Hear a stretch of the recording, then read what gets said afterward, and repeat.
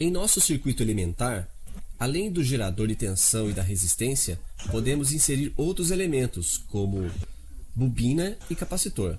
Sem bagunça, por favor. Isso aqui é um curso de alta eletricidade.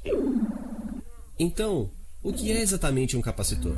Suponha que você tenha duas finas folhas de metal, que você coloque uma em frente à outra e que você ligue dessa forma sobre sua fonte de tensão. Aquela conectada em mais vai perder elétrons, quer dizer que ela vai carregar positivamente. A outra, ao contrário, vai recuperar elétrons, ela vai se carregar negativamente. Isso para ao final de um certo tempo, e dizemos que o capacitor está carregado. Os elétrons, de um lado, adorariam passar para o outro lado, mas não há condutor.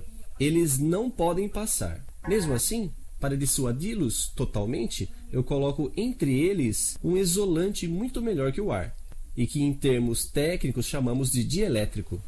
Um capacitor é, portanto, um sanduíche de dielétrico, entre duas fatias metálicas, frequentemente em rolo, para que ocupe menos espaço. No cotidiano, ele se parece com isso.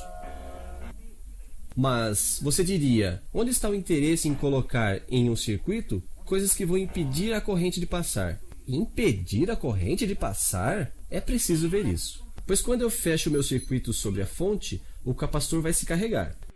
De um lado, há elétrons que chegam. Do outro, uma quantidade igual de elétrons que partem.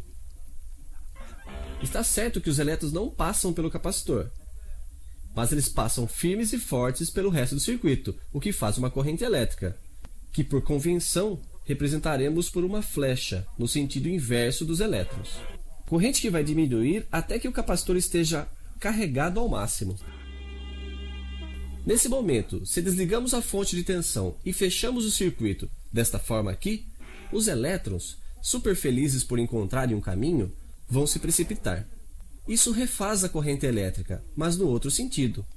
Corrente esta que vai diminuir até que o capacitor esteja descarregado.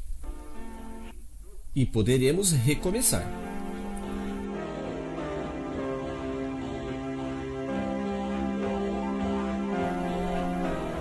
Mas quanto tempo o nosso capacitor leva para se carregar e para se descarregar? Com um relógio não é muito fácil de ver, mas nossas flechas de intensidade foram especialmente elaboradas para desenhar as curvas.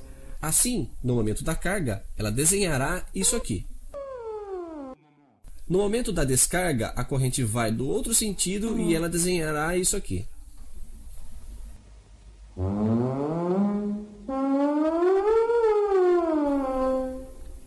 O tempo que um capacitor leva para se carregar e se descarregar depende da resistência em série no circuito, mas depende também do que chamamos de capacitância do capacitor. É, de um certo modo, a quantidade de elétrons que ele é capaz de armazenar de um lado e de perder do outro. E essa capacidade é proporcional à superfície das duas folhas de metal do meu sanduíche, chamadas de armaduras. Ela depende também da espessura do dielétrico e de sua natureza. Essa capacidade do capacitor se exprime em Faraday, ou microfarad, que vem do nome Michel Faraday, o charmoso rapaz que a domou. Vimos como variar a corrente. Vejamos agora como variar a tensão nos terminais do capacitor. Quando o circuito está aberto e o capacitor descarregado, a tensão é nula, evidentemente.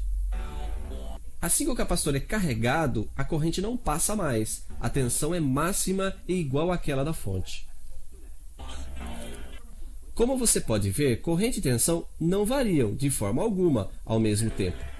O máximo de corrente intervém sempre antes do máximo de tensão. Nos terminais do capacitor, a corrente máxima está na frente da tensão máxima. Mas falaremos disso depois.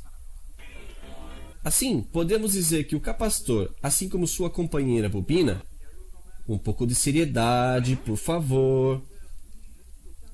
Enfim, como eu dizia, que o capacitor é um senhor que se interessa às variações. Ou quando a tensão da fonte varia bruscamente, como em nossas experiências, Ou, sobretudo, quando temos que usar uma fonte alternada, que é o caso, muito frequentemente na vida cotidiana.